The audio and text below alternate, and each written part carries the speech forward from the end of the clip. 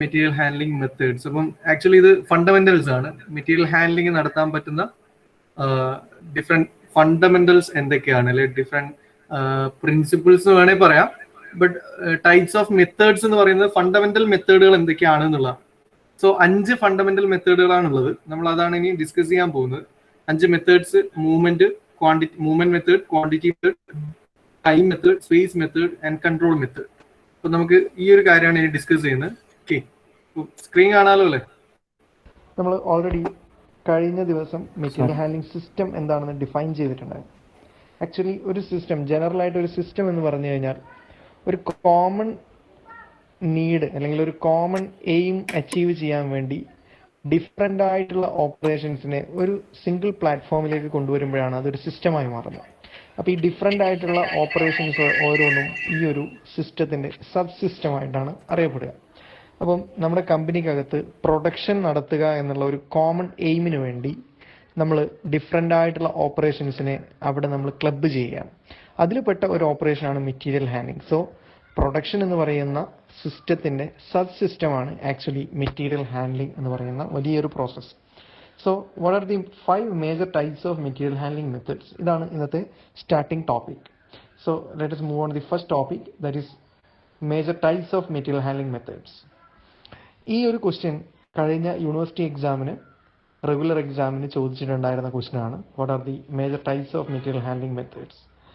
So here we have 5 major types of material handling methods. First one movement, second one quantity, third one time, fourth one space, and last one control. Let us discuss one by one. Movement. എന്താണ് movement? Material handling method എന്ന് ഉദ്ദേശിക്കുന്നത് നമ്മുടെ production നടത്തുന്നതിന് വേണ്ടിയിട്ടുള്ള ഒരു sub സിസ്റ്റമാണ് material handling എന്ന് നമ്മൾ ഓൾറെഡി പറഞ്ഞു കഴിഞ്ഞു. അപ്പം മെത്തേഡ് 5 മെത്തേഡ്സിലെ ഒന്നാമത്തെ method, that is movement. It involves the actual transportation or transfer of material from one point two the next. അതായത് ഒരു സ്ഥലത്ത് നിന്നും മറ്റൊരു സ്ഥലത്തേക്ക് നമ്മുടെ മെറ്റീരിയലിനെ ഏറ്റവും എളുപ്പത്തിലും ഏറ്റവും മിനിമം കോസ്റ്റിലും മൂവ് ചെയ്യുക എന്നുള്ളതാണ്, ദാറ്റ് ഈസ് മൂവ്മെന്റ് മെത്തേഡ് എന്ന് പറയുന്നത്. സോ മെറ്റീരിയൽ ഹാൻഡ്ലിംഗിലെ മൂവ്മെന്റ് മെത്തേഡ് എന്ന് പറഞ്ഞു കഴിഞ്ഞാൽ ഏറ്റവും സിമ്പിളായിട്ട് പറയുകയാണെങ്കിൽ it involves the transportation of material from one point two other point. That is movement method. Second one quantity method. Quantity methods dictates the type and nature of the material handling equipment and also the cost per unit of the for the conveyance of the goods. അതായത് quantity method എന്ന് പറഞ്ഞാൽ it means the type and quantity of materials. നമ്മുടെ material handling നടത്തുന്ന ഇൻഡസ്ട്രിക്കകത്ത് എത്ര amount, എത്ര quantity എലമെൻസിനെ നമുക്ക് handle ചെയ്യണം എന്ന് ഡെപിക്റ്റ് ചെയ്യുന്ന മെത്തേഡാണ് ക്വാണ്ടിറ്റി മെത്തേഡ്. അതായത് നമ്മുടെ ഓപ്പറേഷനും നമ്മുടെ പ്രോസസ്സിനും അനുസരിച്ചായിരിക്കും അവിടുത്തെ ക്വാണ്ടിറ്റി നമുക്ക് ഡിഫൈൻ ചെയ്യാൻ പറ്റുക.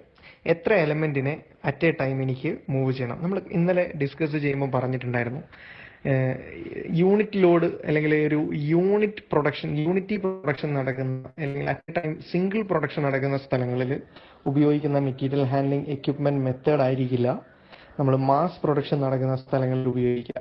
കാരണം അവിടെ നമുക്ക് ഹാൻഡിൽ ചെയ്യേണ്ട മെറ്റീരിയൽസിൻ്റെ ക്വാണ്ടിറ്റി എന്ന് പറയുന്നത് ഡിഫറെൻ്റ് ആണ്. യൂണിറ്റ് പ്രൊഡക്ഷൻ നടക്കുന്ന സ്ഥലങ്ങളിലാണെങ്കിൽ അറ്റ് എ ടൈം ഒരാൾ മാത്രമേ നമുക്ക് ഹാൻഡിൽ ചെയ്യേണ്ടതുള്ളൂ. മറിച്ച് മാസ് പ്രൊഡക്ഷൻ ആകുമ്പം അവിടെ അറ്റ് എ ടൈം ഒരുപാട് ക്വാണ്ടിറ്റി എലമെൻസിനെ നമുക്ക് ഹാൻഡിൽ ചെയ്യേണ്ടി വരും. That is quantity method. So material handling quantity methods means the type and quantity of materials to be handled. So material handling should ensure that each location continually receive the correct quantity of raw material.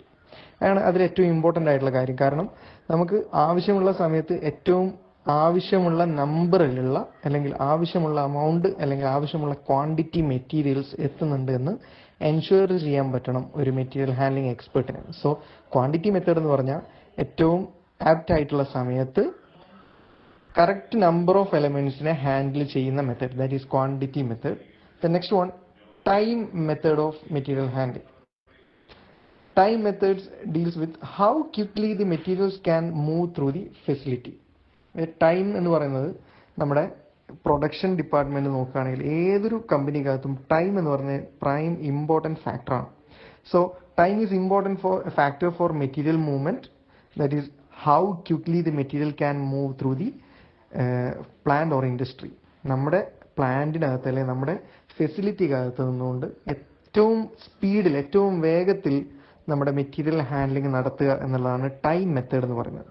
അപ്പം നമ്മൾ ഒരിക്കലും നമ്മുടെ material ഹാൻഡ്ലിങ്ങിൽ ഒരു delay വരാൻ പാടില്ല. കാരണം ഈ പറയപ്പെടുന്ന കമ്പനികളൊക്കെ ഓട്ടോമേറ്റഡ് കമ്പനികളൊക്കെ ആണെങ്കിൽ അവിടെ മെഷീൻസ് ഒക്കെ 24 ഹവേഴ്സും റൺ ചെയ്യുന്ന ഒരു കണ്ടീഷൻ ആയിരിക്കും.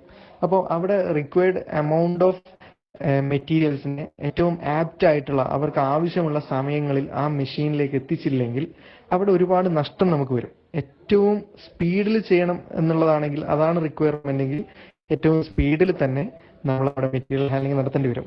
നമുക്ക് കുറച്ച് പതുക്കെയാണ് സാധനങ്ങൾ എത്തേണ്ടതുള്ളൂ എങ്കിൽ അതിനനുസരിച്ചിട്ടുള്ള സ്ലോ പ്രോസസ് ആയിരിക്കണം നമ്മൾ ചെയ്യുന്ന മെറ്റീരിയൽ ഹാൻഡ്ലിംഗ്. അത് ഏറ്റവും ചുരുക്കി പറഞ്ഞു കഴിഞ്ഞാൽ നമുക്ക് വേണ്ടുന്ന സമയങ്ങളിൽ മെറ്റീരിയൽ ഹാൻഡ്ലിംഗ് കൃത്യമായി നടക്കണം. ഒരിക്കലും ടു ഫാസ്റ്റ് ആവാനും പാടില്ല, അതേപോലെ ടു ലേറ്റ് ആവാനും പാടില്ല. നമുക്ക് ആവശ്യമുള്ള സമയങ്ങളിൽ കസ്റ്റമേഴ്സിൻ്റെ അടുക്കെ നമുക്ക് പ്രൊഡക്റ്റ് എത്തണമെങ്കിൽ ആവശ്യമുള്ള സമയങ്ങളിൽ നമ്മുടെ ഇൻഡസ്ട്രിക്കകത്ത് മെറ്റീരിയൽ ഹാൻഡ്ലിംഗ് നടക്കണം. So no product or process needs of the customer will be slow down by sending the materials too early or too late at a chosen location. അത് നമ്മൾ ഒരു എന്താ പറയുക, നമ്മുടെ ഭാഗത്ത് നിന്ന് വരുന്ന ചെറിയ ശ്രദ്ധക്കുറവ് കാരണം ചിലപ്പം നമുക്ക് ആവശ്യമുള്ള സമയത്ത് മെറ്റീരിയൽ എത്തിക്കാൻ പറ്റില്ല. അതായത് കുറച്ച് ലേറ്റ് ആയിട്ട് മെറ്റീരിയൽ ഹാൻഡ്ലിംഗ് നടക്കുമ്പം, അതേപോലെ ചിലപ്പോൾ നമ്മുടെ ശ്രദ്ധക്കുറവ് കാരണം ആവശ്യമുള്ള സമയത്തിനേക്കാളും മുന്നേ കുറച്ച് ഏർലി പ്രോസസ് ആക്കിയിട്ട് നമ്മൾ മെറ്റീരിയൽ ഹാൻഡ്ലിംഗ് ഒക്കെ നടത്തി കഴിഞ്ഞാൽ അവിടെ നമ്മുടെ ഫൈനൽ പ്രൊഡക്റ്റിനെ അത് വല്ലാതെ അഡ്വേഴ്സ് എഫക്റ്റ് ചെയ്യും. സോ ഓൺ ടൈമിൽ മെറ്റീരിയൽ ഹാൻഡ്ലിംഗ് നടത്തുക, that is time method of material handling. Then next one, space method of material handling. Space എന്ന് പറയുന്നത് എപ്പോഴും ഒരു വോളിയത്തെ ഡിപ്പിക്റ്റ് ചെയ്യുന്ന ടേമാണ് സ്പേസ് എന്ന് പറയുന്നത്. So it means the storage space for the material and their movement. നമ്മുടെ കമ്പനിക്കകത്ത് നമ്മൾ മെറ്റീരിയൽ ഹാൻഡ്ലിംഗ് നടത്തുമ്പം അവിടെ ഏറ്റവും ഇമ്പോർട്ടൻ്റ് ആയിട്ട് വരുന്ന ഒരു സ്പേസ് ടേമാണ് സ്റ്റോറേജ് റൂം എന്ന് പറയുന്നത്. നമ്മുടെ റോ മെറ്റീരിയൽസും ഫിനിഷ്ഡ് പ്രോഡക്ട്സ് ഒക്കെ നമ്മൾ എപ്പോഴും കീപ്പ് ചെയ്യുന്നത് സ്റ്റോർ റൂമിനകത്താണ്. സോ ഇനഫ് സ്റ്റോറേജ് സ്പേസ് ഉണ്ടെങ്കിൽ മാത്രമേ നമുക്ക് അവിടെ ഈ പറയപ്പെടുന്ന ഫിനിഷ്ഡ് പ്രോഡക്റ്റ് ആണെങ്കിലും റോ മെറ്റീരിയൽസ് ആണെങ്കിലും നമുക്ക് അവിടെ സേഫ് ആയിട്ട് കീപ്പ് ചെയ്യാൻ പറ്റുള്ളൂ. സോ എപ്പോഴും സ്റ്റോറേജ് റൂം എന്ന് പറയുന്നത് നമ്മുടെ കമ്പനിയുടെ പ്രോസസ്സിങ്ങിനനുസരിച്ച് അവിടുത്തെ വർക്കിംഗ് കണ്ടീഷൻ അനുസരിച്ചുള്ള അത്രയും കപ്പാസിറ്റി ഉള്ള റൂം ആയിരിക്കണം. അതുപോലെ മറ്റൊരു കൺസേൺ വരുന്നത് എന്താ വെച്ചാൽ, സ്പേസ് എന്ന് പറയുന്ന ടേമിനകത്ത് വരുന്നതാണ് നമ്മൾ വാങ്ങിക്കുന്ന അല്ലെങ്കിൽ നമ്മൾ ഓപ്റ്റ് ചെയ്യുന്ന മെറ്റീരിയൽ ഹാൻഡ്ലിംഗ് എക്യുപ്മെന്റിന് വർക്ക് ചെയ്യാനും മാത്രമുള്ള സ്പേസ് അവിടെ ഉണ്ടായിരിക്കണം. അതിന് മൂവ് ചെയ്യാനുള്ള സ്പേസ് ഉണ്ടാവണം, അതിന് ഒക്യുപ്പൈ ചെയ്യാൻ പറ്റുന്ന അത്ര സ്പേസ് ഉണ്ടാവണം. So material handling bulky equipment വാങ്ങി പക്ഷേ എൻ്റെ കമ്പനിക്കകത്ത് അതിനെ ഉൾക്കൊള്ളാനുള്ള സ്പേസ് ഇല്ല എങ്കിൽ ഒരിക്കലും നമുക്ക് അവിടെ മെറ്റീരിയൽ ഹാൻഡ്ലിംഗ് പ്രോപ്പറായിട്ട് നടത്താൻ പറ്റില്ല. സോ സ്പേസ് എന്ന് പറയുന്നത് രണ്ട് തരത്തിലാണ് പറയുന്നത്. ഒന്ന് സ്റ്റോറേജ് റൂമിൻ്റെ കേസിലാണ്, മറ്റൊന്ന് ഈ മെറ്റീരിയൽ ഹാൻഡ്ലിംഗ് എക്യുപ്മെന്റിന് അതിൻ്റെ പ്രോസസ്സ് നടത്താൻ അതിന് വർക്ക് ചെയ്യാൻ ആവശ്യമായ റിക്വയർഡ് സ്പേസ് ഉണ്ടായിരിക്കണം എന്നുള്ളതാണ്. That is space method of material handling method. Then next one, control. That is last one, control method of material handling. Control, racking of the material, positive identification and inventory management, ഇതൊക്കെയാണ് control പറയുന്നത്. അതായത് control എന്ന് പറയുന്നത് overall control, നമ്മുടെ processing നടത്തുന്ന അല്ലെങ്കിൽ കമ്പനിക്കകത്ത് ഒരു product ഉണ്ടാക്കുമ്പം ആ പ്രൊഡക്റ്റുമായി ബന്ധപ്പെടുന്ന കംപ്ലീറ്റ് കൺട്രോൾ ഈ പറയുന്ന മെറ്റീരിയൽ ഹാൻഡ്ലിംഗ് എക്സ്പേർട്ടിൻ്റെ കയ്യിലും കൂടിയാണ്. കാരണം നമ്മൾ നേരത്തെ പറഞ്ഞ ടൈം മെത്തേഡും അതേപോലെ ക്വാണ്ടിറ്റി മെത്തേഡും മൂവ്മെൻറ്റ് മെത്തേഡൊക്കെ കൺട്രോൾ ചെയ്യുന്നതൊക്കെ നമ്മുടെ മെറ്റീരിയൽ ഹാൻഡ്ലിംഗ് എക്സ്പേർട്സ് ആണ്. അപ്പം പ്രോപ്പർ കൺട്രോളിങ് നടന്നില്ല എങ്കിൽ നമ്മുടെ മെറ്റീരിയൽ ഹാൻഡ്ലിംഗ് ഫെയിലിയർ ഉണ്ടാവും. അങ്ങനെ ഫെയിലിയർ വരുമ്പം നമുക്ക് ഒരുപാട് കോസ്റ്റിൽ ഒരുപാട് ലോസ് വരും. അങ്ങനെ ലോസ് വരുമ്പം നമ്മുടെ ഫൈനൽ പ്രൊഡക്റ്റിലും ലോസ് ഉണ്ടാവും. സോ അതൊരു ഫെയിലിയറായി മാറാൻ സാധ്യതയുണ്ട്. സോ കൺട്രോൾ മെത്തേഡ് എന്ന് പറയുന്നത് നമ്മുടെ മെറ്റീരിയലിൻ്റെ ട്രാക്കിംഗ് ഒക്കെ നമ്മൾ കൃത്യമായി, അതായത് ഒരു സ്ഥലത്ത് നിന്നും അടുത്ത സ്ഥലത്തേക്ക് ഓൺ ടൈമിൽ കൃത്യമായ എമൗണ്ട്, ക്വാണ്ടിറ്റി, കൃത്യമായ മൂവ്മെൻറ്റ് നടന്നിട്ടുണ്ടോ എന്നുള്ള രീതിയിലുള്ള ട്രാക്കിംഗ് നടത്തുക. അതായത് നമ്മുടെ മെറ്റീരിയൽ ഹാൻഡ്ലിങ്ങിനെ കൃത്യമായി അനലൈസ് ചെയ്യുക, that is tracking of the material. അപ്പം ഇങ്ങനെയുള്ള കൺട്രോൾ മെത്തേഡാണ് ലാസ്റ്റ് വരുന്നത്. So these are the 5 major types of material handling method. This was the last year university question. That is, 5 methods are movement method, quantity method, time method, space method, and control method. Then next topic, that is material handling equipment classification. Actually, this is the portion in our fourth module, material handling equipment classification. Here we have another classification, that is four classification. First one, design classification based on design. Second one, classification based on the nature and type of work. Third one, classification based on the working area. And last one, classification based on movement or motion of the equipment.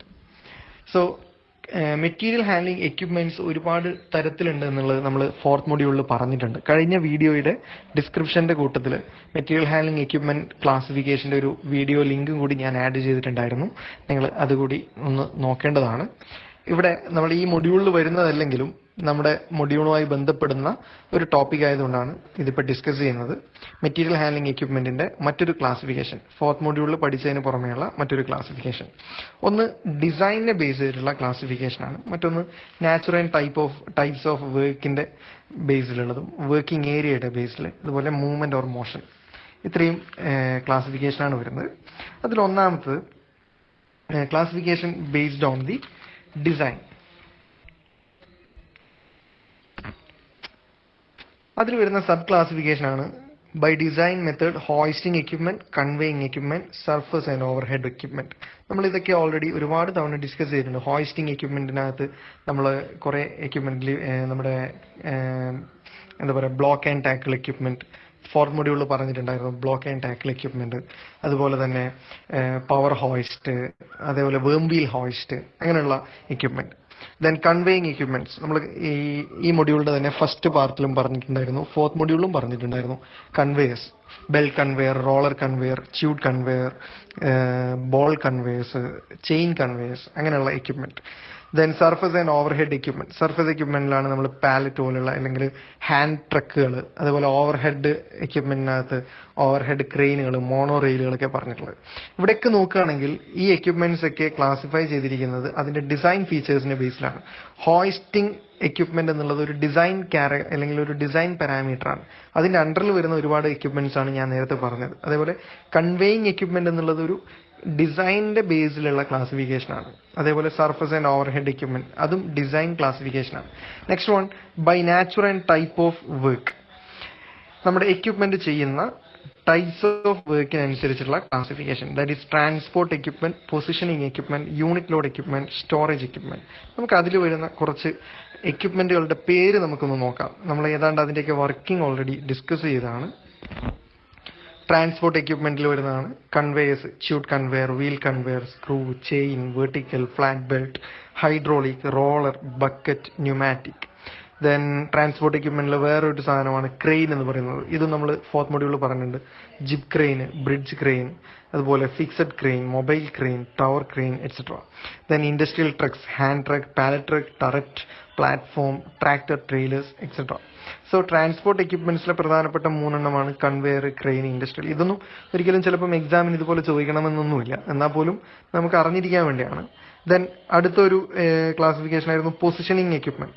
Positioning എക്യുപ്മെന്റിൽ ചില എക്യുപ്മെന്റുകൾ മാത്രമേ നമുക്ക് അറിയുന്നുള്ളൂ, ബാക്കി നമുക്ക് നോക്കാം. Positioning equipment എന്ന് പറഞ്ഞു കഴിഞ്ഞാൽ ഒരു മെറ്റീരിയലിന്റെ പൊസിഷൻ ചേഞ്ച് ചെയ്യാൻ വേണ്ടി ഒരു ഫിസിക്കൽ പ്ലേസിൽ നിന്നും വേറൊരു ഫിസിക്കൽ പ്ലേസിലേക്ക് മെറ്റീരിയലിനെ ട്രാൻസ്ഫർ ചെയ്യുന്ന equipment, that is positioning equipment. അതിലുള്ള കുറച്ച് എക്സാമ്പിൾസ് നമുക്ക് കാണാം. പൊസിഷനിങ് എക്യുപ്മെന്റിൽ വരുന്ന ഒരു എക്യുപ്മെന്റ് ആണ് ഡോക്ക് ലെവലർ എന്ന് പറയുന്ന ഈ സാധനം. ഇത് നമ്മൾ കണ്ടിട്ടുണ്ടാവാൻ സാധ്യത വളരെ കുറവാണ്. ആക്ച്വലി ഇതൊരു ബോക്സ് ടൈപ്പ് എലമെന്റ് ആണ്. പക്ഷെ ഇങ്ങനെ കണ്ടു കഴിഞ്ഞാൽ ഇതിന്റെ വർക്കിംഗ് എന്താണെന്നോ അല്ലെങ്കിൽ ഇതെങ്ങനെയാണ് പൊസിഷൻ ചേഞ്ച് ചെയ്യാന്നുള്ളതൊന്നും നമുക്ക് മനസ്സിലാവണം എന്നില്ല. അതുകൊണ്ട് തന്നെ ഡോക്ക് ലെവലർ ഇത് അൺഓപ്പറേറ്റഡ് കണ്ടീഷനാണ്. ഓപ്പറേറ്റിംഗ് കണ്ടീഷനിലുള്ള ഡോക്ക് ലെവലർ ഇങ്ങനെയാണ് ഉണ്ടാവുക. നേരത്തെ കണ്ട ബോക്സിൽ നിന്നും, അതായത് ഗ്രൗണ്ട് ലെവലിൽ നിന്നും ഇയാൾ ഒരു ഭാഗം പൊക്കി വെച്ചിട്ടാണുള്ളത്. ഒരു ന്യൂമാറ്റിക് സിലിണ്ടർ ഉപയോഗിച്ചുകൊണ്ട് അല്ലെങ്കിൽ ഒരു ഹൈഡ്രോളിക് സിലിണ്ടർ ഇവിടെ കാണാം, ഞാനിവിടെ റൗണ്ട് ചെയ്ത് വെച്ച സിലിണ്ടർ ഉപയോഗിച്ചുകൊണ്ട് ഒരു സൈഡ് ഇവിടെ ഇതിനെ ലിഫ്റ്റ് ചെയ്യുക. അപ്പം ഈ ഒരു കമ്പനിക്കകത്ത് നിന്ന് നമ്മുടെ മെറ്റീരിയൽ ഫിനിഷ്ഡ് പ്രൊഡക്ട്സിനെയൊക്കെ നമ്മൾ വണ്ടികളിലേക്ക് ലോഡ് ചെയ്യണമെങ്കിൽ അവിടെ ഒരു വണ്ടിയുടെ ബാക്കിലുള്ള അല്ലെങ്കിൽ അതിൻ്റെ ലോഡിംഗ് പ്ലാറ്റ്ഫോമിലേക്കുള്ള ഒരു ഹൈറ്റ് ഒരു ഡിഫറൻസ് ഉണ്ടാവും. നമ്മുടെ ഇവിടെ ഒരു എക്സാമ്പിൾ നോക്കുകയാണെങ്കിൽ ഇവിടെ ഒരു ഇൻഡസ്ട്രിയാണ് കാണിച്ചേക്കുന്നത്. ഇൻഡസ്ട്രിയിൽ കുറേ എക്യുപ്മെൻറ്റ്സ് ഒക്കെ ഇവിടെ നിങ്ങൾക്ക് കാണാം. അപ്പം ഇവിടെ നിന്നും ഒരു സാധനം വണ്ടിയിലേക്ക് നമ്മൾ ലോഡ് ചെയ്യണമെങ്കിൽ ഇവിടെ ഒരു ഇൻക്ലൈൻഡ് മോഷൻ ആവശ്യമാണ്. ആ ഒരു ഇൻക്ലൈൻഡ് മോഷൻ നൽകുന്നതിന് വേണ്ടിയിട്ടാണ് ഡോക്ക് ലെവലർ ഇതുപോലെ കമ്പനിയുടെ ഔട്ട്ലെറ്റുകളിൽ സ്ഥാപിച്ചിരിക്കുന്നത്. അപ്പം ഇത് അൺഓപ്പറേറ്റഡ് കണ്ടീഷനിലാണെങ്കിൽ ഈ ഫിഗറിനകത്തുള്ളതുപോലെ ഇതുപോലെ ഒരു ക്ലോസ്ഡ് ബോക്സ് ആയിരിക്കും. നേരെ മറിച്ച് ഇത് ഓപ്പറേറ്റ് ചെയ്യുന്ന സമയത്ത് ഈ ഒരു എൻഡ് ഫിക്സ് ആയിരിക്കും, ഈ എൻഡ് മേലോട്ടേക്ക് ലിഫ്റ്റ് ചെയ്യും. അപ്പോൾ അങ്ങനെ വരുമ്പം നമ്മൾ ഇതിന് മുമ്പിൽ നമുക്ക് ലോഡ് ചെയ്യേണ്ട ട്രക്ക് പോലെയുള്ള വണ്ടികളൊക്കെ ഉണ്ടെങ്കിൽ ആ വണ്ടികളിലേക്ക് എളുപ്പം നമുക്ക് സാധനങ്ങളെ ലോഡ് ചെയ്യാൻ പറ്റും. പൊസിഷനിങ് എക്യുപ്മെൻ്റ് ആണിത്. അതായത് ലോവർ ലെവലിൽ നിന്നും ഹയർ ലെവലിലേക്ക് അല്ലെങ്കിൽ ഒരു ഫിസിക്കൽ പൊസിഷനിൽ നിന്നും മറ്റൊരു ഫിസിക്കൽ പൊസിഷനിലേക്ക് മെറ്റീരിയലിനെ ട്രാൻസ്ഫർ ചെയ്യാൻ ഉപയോഗിക്കുന്ന element, that is dock leveller. മറ്റൊരു പൊസിഷനിങ് എക്യുപ്മെൻ്റ് ആണ് ബോൾ ട്രാൻസ്ഫർ ടേബിൾ. ഈ ടേബിൾ നോക്കിയാൽ നിങ്ങൾക്ക് മനസ്സിലാകും ഇവിടെ കുറേ സിൽവർ കളറിൽ കുറേ ബോൾസ് കാണുന്നുണ്ടാവും. ഈ ബോൾസിനകത്തൂടെ ഇവിടെ ഒരു മെഷീനിങ് എക്യുപ്മെൻ്റ് അല്ലെങ്കിൽ ഒരു മെഷീൻ്റെ ഒരു പാർട്ടാണ് ഇവിടെ ഒരാൾ മൂവ് ചെയ്യുന്നത്. ഒരു എൻഡിൽ നിന്നും ഈ ബോൾ ടേബിളിൻ്റെ മുകളിൽ വെച്ചിട്ട് ജസ്റ്റ് ഒരു ഫോഴ്സ് അപ്ലൈ ചെയ്യുമ്പം ഇവർ മൂവ് ചെയ്ത് അടുത്ത എൻഡിലേക്ക് വരും. അപ്പം ഇതുപോലുള്ള ബോൾ ട്രാൻസ്ഫർ ടേബിൾ ഇതൊക്കെയാണ് പൊസിഷനിങ് എക്യുപ്മെൻറ്റിനകത്ത് വരുന്നത്. മറ്റൊന്ന് യൂണിറ്റ് ലോഡ് ഫോർമേഷൻ എക്യുപ്മെൻ്റ് ആണ്. എന്താണ് യൂണിറ്റ് ലോഡ് എന്നുള്ളത് നമുക്ക് ഈ മൊഡ്യൂളിനകത്ത് ഡീറ്റെയിൽ ആയിട്ട് പഠിക്കേണ്ടതുണ്ട്. യൂണിറ്റ് ലോഡ് എന്ന് പറയുന്നത് ഏറ്റവും സിമ്പിൾ ആയിട്ടുള്ള ഒരു കൺസെപ്റ്റാണ്. ഇതും യൂണിവേഴ്സിറ്റി എക്സാമിന് ചോദിച്ചിട്ടുണ്ടായിരുന്ന ക്വസ്റ്റനാണ്. യൂണിറ്റ് ലോഡ് എന്ന് പറഞ്ഞു കഴിഞ്ഞാൽ ഒരുപാട് എലമെൻസിനെ നമ്മൾ ഒരു സിംഗിൾ ലോഡാക്കി മാറ്റും. ഒരു എക്സാമ്പിൾ പറയുകയാണെങ്കിൽ നമ്മളിപ്പം കടകളിൽ നിന്നൊക്കെ ആപ്പിളൊക്കെ നമ്മൾ ഹോൾസെയിലായി വാങ്ങിക്കുകയാണെങ്കിൽ നമുക്കതൊരു ബോക്സിനകത്താണ് തരിക. ഒരു സേ ഒരു എമൗണ്ട് 25 ആപ്പിൾസ് ഞാൻ കടയിൽ പോയിട്ട് വാങ്ങിക്കുമ്പം എനിക്ക് 25 ആപ്പിളും കൂടി കടക്കാരൻ ഒരു ബോക്സിനകത്ത് ഇട്ടിട്ട് കെട്ടിയിട്ടാണ് തരിക. അപ്പം ഞാൻ അവിടെ ഹാൻഡിൽ ചെയ്യുന്നത് ഒരു സിംഗിൾ ബോക്സ് ആണ്. ഞാൻ ആ കടയിൽ നിന്നും ആ ബോക്സ് എടുത്ത് എൻ്റെ വണ്ടിയിൽ വെച്ച് വീട്ടിലേക്ക് കൊണ്ടുവരുന്നു. അതൊരു മെറ്റീരിയൽ ഹാൻഡ്ലിംഗ് ആണ്. അപ്പം അവിടെ ഞാൻ ഹാൻഡിൽ ചെയ്തത് ഒരു സിംഗിൾ ബോക്സിനെയാണ്. പക്ഷേ ആ ബോക്സിനകത്ത് എന്തുണ്ട്, ഡിഫറെൻ്റ് എമൗണ്ട് ഓഫ് മെറ്റീരിയൽസ് ഉണ്ട്. 25ഓളം ആപ്പിളുകളുണ്ട്, 25 യൂണിറ്റുകളാണ്. അപ്പോൾ ഇത്രയും യൂണിറ്റുകളെ ഒരു സിംഗിൾ യൂണിറ്റ് ആക്കി കൺവേർട്ട് ചെയ്യാൻ പറ്റുന്ന എലമെൻസിനെയാണ് യൂണിറ്റ് ലോഡ് എലമെൻ്റ് എന്ന് പറയുന്നത്. അപ്പം നമുക്ക് അങ്ങനെയുള്ള ഒരുപാട് യൂണിറ്റ് ലോഡ് എലമെൻറ്റ്സ് നമ്മൾ കാണാറുണ്ട്. ഇവിടെ നിങ്ങൾ കാണുന്നത് ഒരു സ്കിഡ് എന്ന് പറയുന്ന എക്യുപ്മെൻ്റ് ആണ്. ഇതൊരു യൂണിറ്റ് ലോഡ് എക്യുപ്മെൻ്റ് ആണ്. നമ്മൾ ഗ്ലാസ്സുകളൊക്കെ വിൽക്കുന്ന കടകളിൽ പോയി കഴിഞ്ഞാൽ അവിടെ നിങ്ങൾക്ക് കാണാൻ പറ്റും, അവിടെ കടയിൽ ഗ്ലാസ് കൊണ്ടുവരുന്ന ഇതുപോലെയുള്ള ഒരു പെട്ടിക്കകത്ത് ബോക്സിനകത്താണ്. ഈ ബോക്സിനകത്ത് ഗ്ലാസിൻ്റെ ലെയേഴ്സ് ഒരുപാട് ഷീറ്റുകളെ ഇങ്ങനെ സീരീസ് ആയിട്ട് അറേഞ്ച് ചെയ്തിട്ട് ഇതിനുള്ളിൽ ടൈറ്റ് ചെയ്തിട്ടാണ് ഉണ്ടാവുക. അപ്പം അവിടെ ഈ ബോക്സിനകത്ത് ചിലപ്പം ഒരു 5-10 ഗ്ലാസ് ഷീറ്റുകളാണ് ഉണ്ടാവുക. അപ്പം അത്രയും ഷീറ്റുകളെ ഒരു സിംഗിൾ യൂണിറ്റ് ആക്കിയിട്ട് ഈ സ്കിഡുകൾ നമുക്ക് തരുന്നത്. ദാറ്റ് ഈസ് സ്കിഡ് എന്ന് പറഞ്ഞു കഴിഞ്ഞാൽ ഇതൊരു യൂണിറ്റ് ലോഡ് എക്യുപ്മെൻ്റ് ആണ്. അതായത് ഒരുപാട് നമ്പർ ഓഫ് എലമെൻസിനെ ഒരു സിംഗിൾ യൂണിറ്റ് ആക്കിയിട്ട് നമുക്ക് തരുന്ന എക്യുപ്മെൻറ്റ്. സ്കിഡ് ഒരു യൂണിറ്റ് ലോഡ് എക്യുപ്മെൻ്റ് ആണ്. ഈ എലമെൻറ്റിന് നമ്മൾ പാലറ്റ് ബോക്സ് എന്ന് പറയും. നമ്മുടെ ഈ ഒരു ഫിഗർ കാണുമ്പോൾ നിങ്ങൾക്ക് ആദ്യം ഓർമ്മ വരിക നിങ്ങൾ കടകളിലൊക്കെ കാണുന്ന ടൊമാറ്റോയുടെ ബോക്സ് ആണ്, തക്കാളി പെട്ടി എന്ന് പറയുന്ന സാധനം. ആക്ച്വലി ഈ ടൊമാറ്റോ ബോക്സ് എന്ന് പറയുന്നത് പാലറ്റ് ബോക്സ് ആണ്, വുഡൻ പാലറ്റ് ബോക്സ് ആണിത്. ഇതിനകത്ത് നമ്മൾ ഇഷ്ടംപോലെ ടൊമാറ്റോ അറേഞ്ച് ചെയ്തിട്ട് മേലെയും സീൽ ചെയ്തിട്ടാണ് നമ്മൾ കടകളിലേക്ക് എത്തുന്നത്. അപ്പോൾ കടക്കാരൻ അവിടെ ഹാൻഡിൽ ചെയ്യുന്നത് ഈ ഒരു ബോക്സിനെയാണ്, പാലറ്റ് ബോക്സിനെയാണ് ഹാൻഡിൽ ചെയ്യുന്നത്. പക്ഷേ ഈ പാലറ്റ് ബോക്സിൻ്റെ ഇൻസൈഡിൽ നമ്പർ ഓഫ് എലമെൻറ്റ്സ് എന്ന് പറയുന്നത് ലാർജ് ആണ്. അതായത് ഒരുപാട് എമൗണ്ട് ഓഫ് എലമെൻറ്റ്സ് ഉണ്ട്. അപ്പം ഡിഫറെൻ്റ് എമൗണ്ട് അല്ലെങ്കിൽ ഡിഫറെൻ്റ് നമ്പർ ഓഫ് എലമെൻറ്റ്സിനെ ഒരു സിംഗിൾ യൂണിറ്റ് ആക്കിയിട്ട് നമുക്ക് ഉപയോഗിക്കാൻ പറ്റുന്ന ടൈപ്പ് എക്യുപ്മെൻറ്റിനെയാണ് യൂണിറ്റ് ലോഡ് എക്യുപ്മെൻ്റ് എന്ന് പറയുന്നത്. അതിൻ്റെ എക്സാമ്പിളാണ് സ്കിഡ്, അതുപോലെ ഈ പാലറ്റ് ബോക്സ്, ഇങ്ങനെയുള്ള സാധനങ്ങളൊക്കെ. ദെൻ നെക്സ്റ്റ് വേറൊരു ക്ലാസിഫിക്കേഷനാണ് സ്റ്റോറേജ് എക്യുപ്മെൻറ്റ്. അതായത് നമ്മുടെ മെറ്റീരിയൽ ഹാൻഡ്ലിങ്ങിൽ വരുന്ന ഒരു പ്രധാനപ്പെട്ട classification by nature and type of work എന്ന് പറയുന്ന സെക്കൻഡ് ക്ലാസിഫിക്കേഷനിൽ വരുന്നതാണ് സ്റ്റോറേജ് എക്യുപ്മെൻറ്റ്. കഴിഞ്ഞ യൂണിവേഴ്സിറ്റി എക്സാമിന് ചോദിച്ച ക്വസ്റ്റനാണ് സ്റ്റോറേജ് എക്യുപ്മെൻറ്റ്, ഡിഫറെൻറ്റ് സ്റ്റോറേജ് എക്യുപ്മെൻറ്റുകളെ പറ്റി. അപ്പം സ്റ്റോറേജ് എന്ന് പറയുന്നത് ഏറ്റവും ഇമ്പോർട്ടൻ്റ് ആണെന്ന് നമ്മൾ ഇതിൻ്റെ ഈ മൊഡ്യൂളിലെ ഈ സെക്കൻഡ് പാർട്ടിൽ നമ്മൾ ആദ്യമേ പറഞ്ഞു, സ്പേസ് മെത്തേഡിൽ പറഞ്ഞു. അപ്പം പ്രോപ്പർ സ്റ്റോറേജ് സ്പേസ് നമുക്ക് വേണം. അപ്പോൾ സ്റ്റോറേജ് എക്യുപ്മെൻറ്റിന് പല ടൈപ്പ് ഉണ്ട്. അതിൽ വരുന്നതാണ് ഒന്ന് ബ്ലോക്ക് സ്റ്റാക്കിംഗ് എന്ന് പറയുന്നത്. ഇവിടെ നിങ്ങൾക്ക് നോക്കിയാൽ മനസ്സിലാവും, ഇതൊരു സ്റ്റോറേജ് റൂമാണ്. അവിടെയുള്ള ഒരു സ്റ്റോറേജ് അറേഞ്ച്മെൻ്റ് ആണ് ഈ കാണിച്ചിരിക്കുന്നത് ബ്ലോക്ക് സ്റ്റാക്കിംഗ്. ഡിഫറെൻറ്റ് ബ്ലോക്കുകൾ, ഓരോരോ ബ്ലോക്കുകളായിട്ട് നമുക്ക് മെറ്റീരിയൽസിനെ സ്റ്റോർ ചെയ്യാൻ വേണ്ടി അറേഞ്ച് ചെയ്തേക്കുകയാണ്. അതാണ് ഞാനിവിടെ റൗണ്ട് ചെയ്ത് കാണിക്കുന്നത്. ഇതൊക്കെ ഡിഫറെൻറ്റ് ബ്ലോക്കുകളാണ്. ഇങ്ങനെ ഡിഫറെൻറ്റ് ബ്ലോക്കുകളിനകത്ത് നമ്മുടെ മെറ്റീരിയൽസിനെ, റോ മെറ്റീരിയൽ ആവട്ടെ ഫിനിഷ്ഡ് പ്രോഡക്റ്റ് ആവട്ടെ, സ്റ്റോർ ചെയ്യുന്നത്. That is block stacking. Then this is cantilever stacking. ഇതും നിങ്ങൾ കണ്ടിട്ടുണ്ടാവും. നിങ്ങൾ അലൂമിനിയം ഫാബ്രിക്കേഷൻസിൻ്റെയൊക്കെ കടകളിൽ പോയി കഴിഞ്ഞാൽ ഇങ്ങനെയുള്ളൊരു സെറ്റപ്പ് കണ്ടിട്ടുണ്ടാവും. അവിടെയുള്ള പൈപ്പും അവിടെയുള്ള GI പൈപ്പ്സൊക്കെ സ്റ്റോർ ചെയ്യാൻ വേണ്ടി റോ മെറ്റീരിയലാണ് അവിടെ ഉള്ളത്. ആ റോ മെറ്റീരിയൽസിന് ഇതേപോലെ കാൻഡിലിവറുകളുടെ മുകളിൽ, കാൻഡിലിവർ എന്ന് പറഞ്ഞു കഴിഞ്ഞാൽ ഞാൻ കൂടുതൽ എക്സ്പ്ലെയിൻ ചെയ്യണം എന്ന് തോന്നുന്നില്ല, ഇതേപോലെ കാൻഡിലിവറിൻ്റെ മുകളിലായിട്ട് സ്റ്റോർ ചെയ്യും. ദാറ്റ് ഈസ് കാൻഡിലിവർ റാക്ക് എന്ന് പറയും. ദെൻ നെക്സ്റ്റ് വേറൊരു സ്റ്റോറേജ് എക്യുപ്മെൻ്റ് ആണ് drive in rack. Drive in rack എന്ന് പറഞ്ഞു കഴിഞ്ഞാൽ ഇവിടെ നിങ്ങൾക്ക് കുറേ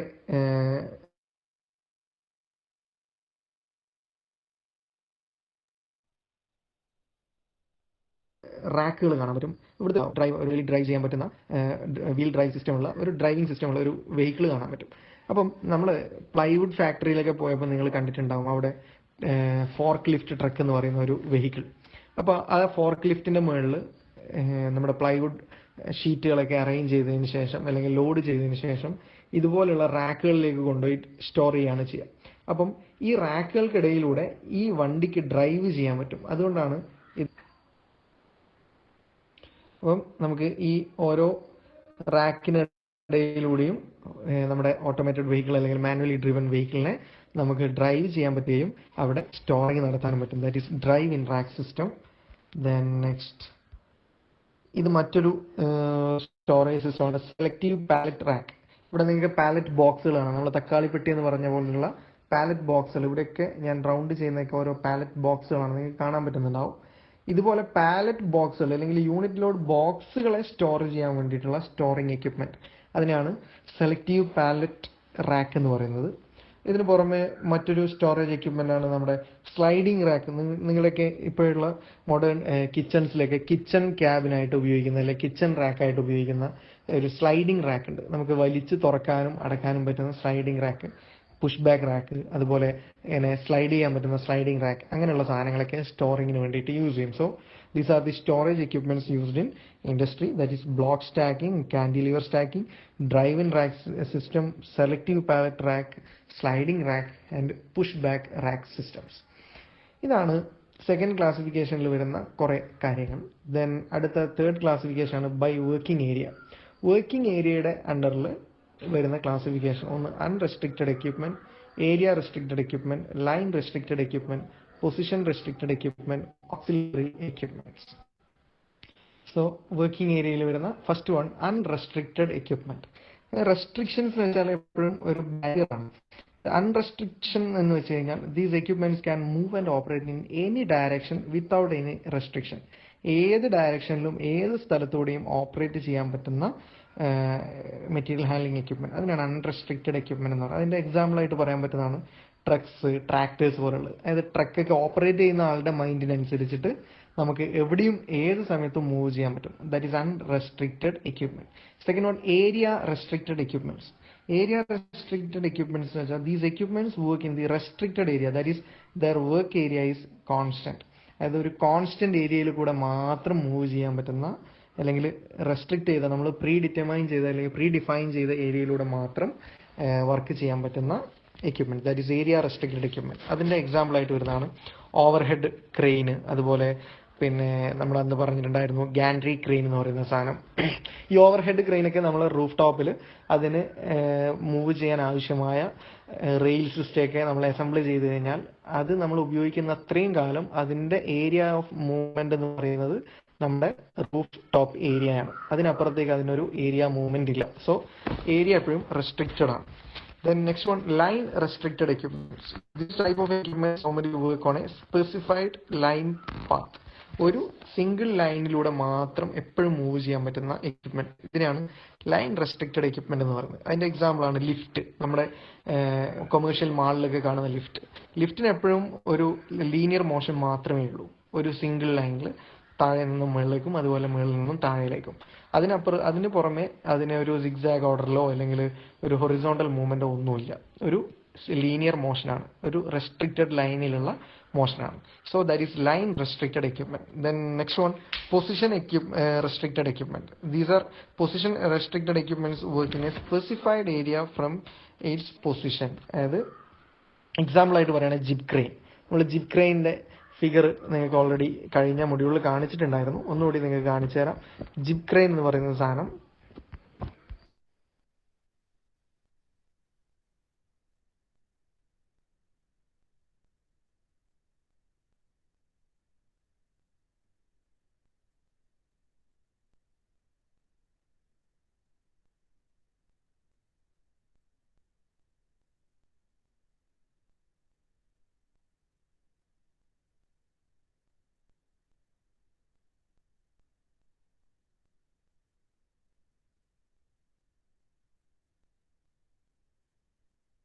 ഇതാണ് ജിപ്പ് ക്രെയിൻ എന്ന് പറയുന്ന സാധനം. അപ്പം ജിപ്പ് ക്രെയിൻ നമ്മളെപ്പോഴും നമ്മുടെ വർക്ക് ഏരിയയിൽ ഇതുപോലെ ഒരു സ്ഥലത്ത് ഫിക്സഡ് ആയിരിക്കും.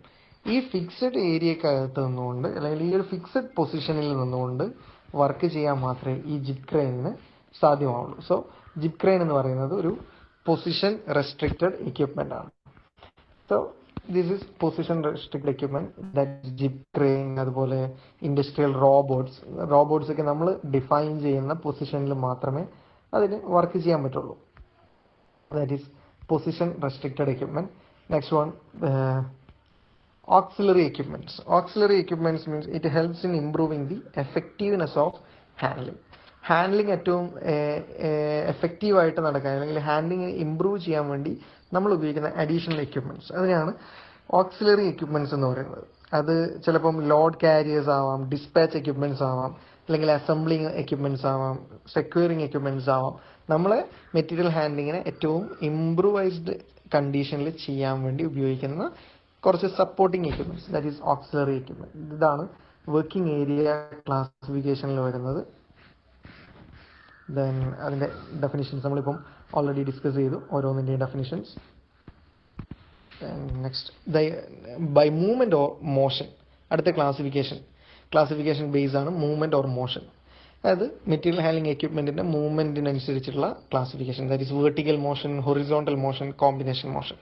ഇത് നമ്മൾ കഴിഞ്ഞ ഡിസ്കസ് ചെയ്യുന്നുണ്ടായിരുന്നു. വെർട്ടിക്കൽ മോഷനിൽ വരുന്നതാണ് എലിവേറ്റിംഗ് എക്യുപ്മെന്റ് എന്ന് പറയുന്ന സാധനങ്ങൾ. അത് ലിഫ്റ്റ് പോലെയുള്ളത്, എലിവേറ്റേഴ്സ് പോലെ, കേജ് എലിവേറ്റേഴ്സ് പോലുള്ളത്, ഹൈഡ്രോളിക് പ്രസ് പോലുള്ള എക്യുപ്മെന്റ്സ്. ഹൊറിസോണ്ടൽ മോഷന് വേണ്ടി ഉപയോഗിക്കുന്നത് നമ്മളവിടെ പറഞ്ഞിട്ടുണ്ടായിരുന്നു, ട്രക്ക് പോലുള്ള equipments.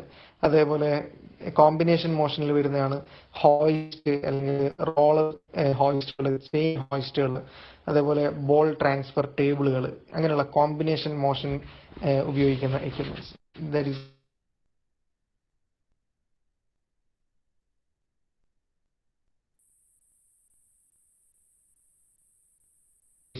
Movement or motion.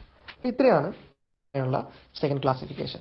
Then അടുത്ത ടോപ്പിക്, ഈ മൊഡ്യൂളിൽ ഡിസ്കസ് ചെയ്യേണ്ട അടുത്ത ടോപ്പിക്കാണ് നമ്മൾ ഫംഗ്ഷൻ ഓറിയന്റഡ് സിസ്റ്റം. ഓൾറെഡി ഈ മൊഡ്യൂളിന്റെ ആദ്യത്തെ വീഡിയോയിൽ നമ്മൾ ഫംഗ്ഷൻ ഓറിയന്റഡ് സിസ്റ്റത്തിന്റെ കുറെ ക്ലാസിഫിക്കേഷൻ പറഞ്ഞിട്ടുണ്ടായിരുന്നു. അതായത് surface transportation, overhead transportation, traction type and tractionless, then transferring system, self loading system, etcetera. ഇതിൽ നമുക്ക്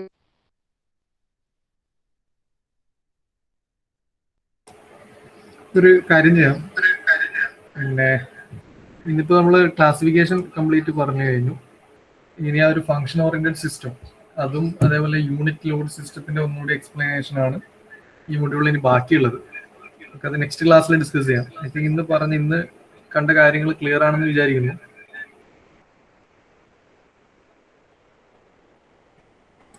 ഓക്കെ ആണോ?